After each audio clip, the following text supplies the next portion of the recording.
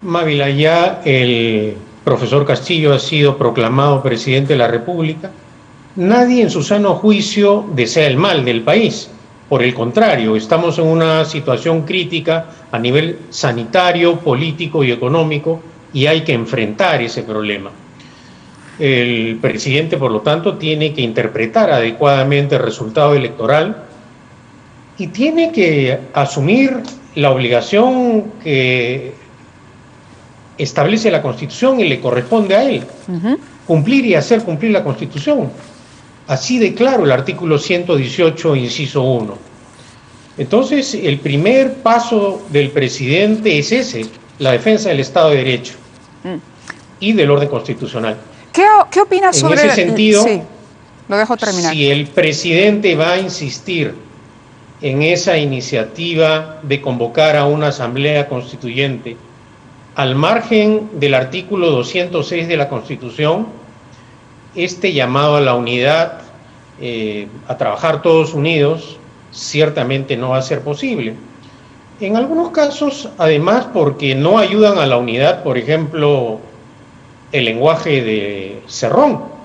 Si revisamos sus tweets, no es precisamente un convocante a la unidad nacional.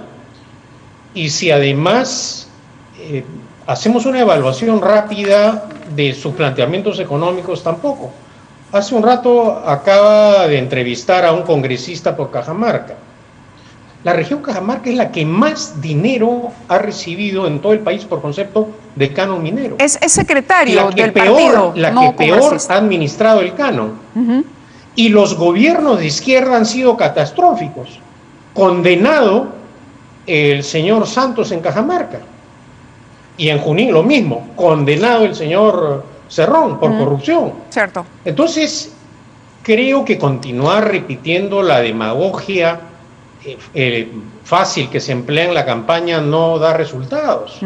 ¿Qué opina de el congresista Pelusín mencionaba, por ejemplo, el tema del agua potable? Claro, que eso no sí. tienen agua potable, que es un aspecto sobre el cual hemos conversado varias veces, Mávila. Así es, y lo hemos hablado, y hemos hablado de la responsabilidad que hay. Por eso le decía yo que es imposible hablar de que la culpa la tiene Lima de todo, porque ya hubo una descentralización, probablemente no se hizo de la mejor manera, pero existe ya una descentralización de los recursos. Ahora, ¿cuál debería ser el papel, Pedro, de la oposición de aquí en adelante? ¿Ha hecho bien la señora Fujimori el día de ayer hablar de reconocer resultados, pero no la legitimidad del gobierno?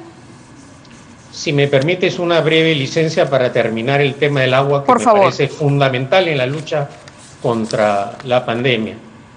El país tiene 50 empresas del Estado, manejadas por gobiernos regionales y municipales. El monopolio del servicio del agua potable lo tiene el Estado. Entonces, no se puede acusar a la empresa privada de fracasar en ese campo. Ahí lo que han fracasado son, en primer lugar, el gobierno nacional y los gobiernos regionales y municipales. Si no hablamos con la verdad en la mano, no vamos a llegar a solucionar los problemas. El fracaso del agua potable, del suministro de agua potable, Mávila, solo le ganamos en cobertura de agua a República Dominicana y Haití. Sí, es recuerdo por la mucho. ineficiencia del Estado. Sí. Entonces, las cosas claras desde el comienzo.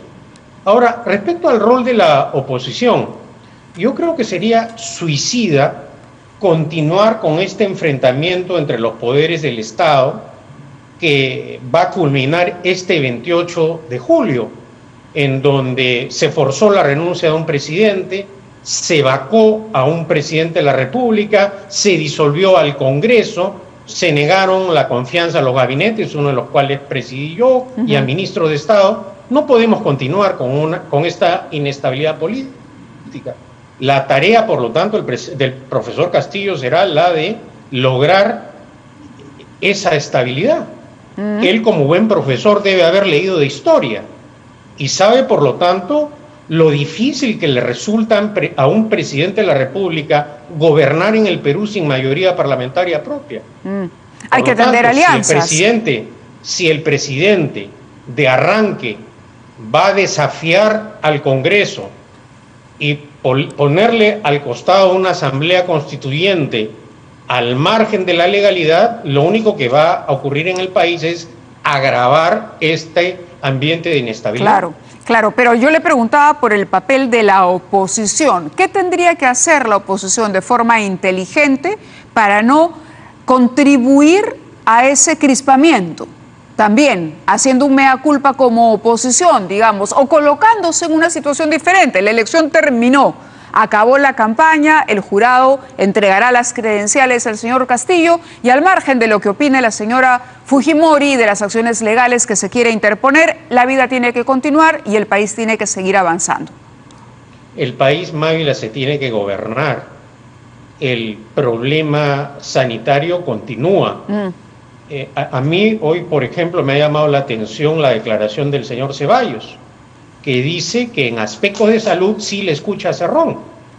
Entonces, el propio gobierno tiene que articular su vocería, porque hace unas semanas el señor Torres decía que Cerrón no tenía ningún contacto con el doctor Cerrón. Sí. Entonces, acá me da la impresión, no quiero, las situaciones son diferentes, pero es como cuando se le advertía a Fujimori: Montesinos es un mal elemento, va a ocasionarle el mal no solo a su gobierno, sino al país. Acá en todos los tonos se le está advirtiendo al profesor Castillo la situación de Cerrón. Cerrón es un condenado por la justicia. El presidente de la República, por lo tanto, va a despachar con un condenado por el Poder Judicial. Eso lo tiene que aclarar. No es como dice Ceballos hoy día, que en temas de salud se le escucha a Cerrón, o como acaba de decir ingenuamente el congresista, que no sabe si es marxista-leninista, cuando el partido inscrito ante el jurado se autocalifica como marxista-leninista. Y es esa postura política la que ha hecho que la clase media, porque los ricos tienen su dinero en el extranjero, no, que la clase media, que es la más oprimida en esta situación, retire, por ejemplo, sus ahorros en los bancos. Porque en materia económica, la palabra del señor Castillo, que cambia continuamente, no genera confianza y credibilidad. Por lo tanto, hay que exhortar al profesor Castillo que cuanto antes dé señales claras para manejar adecuadamente el país.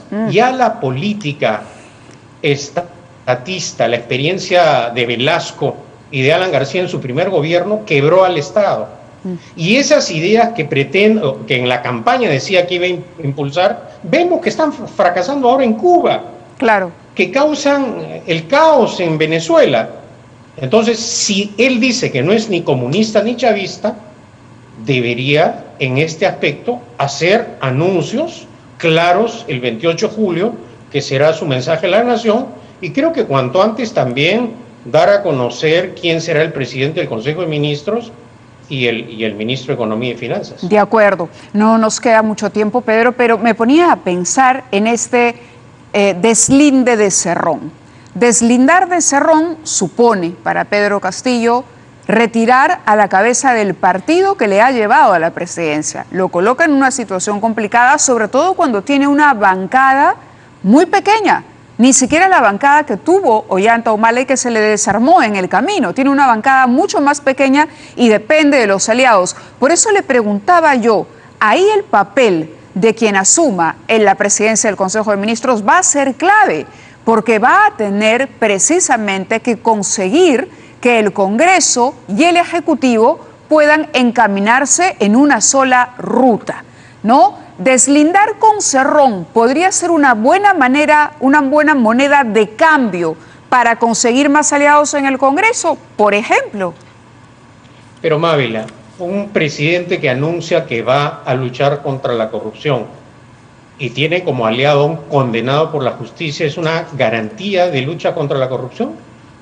Ese es un problema grave, delicado que tiene el presidente de la República y él lo tiene que resolver. Naturalmente, tendrá que convocar también como presidente del Consejo de Ministros a una persona que logre al interior del Parlamento lograr consensos mínimos.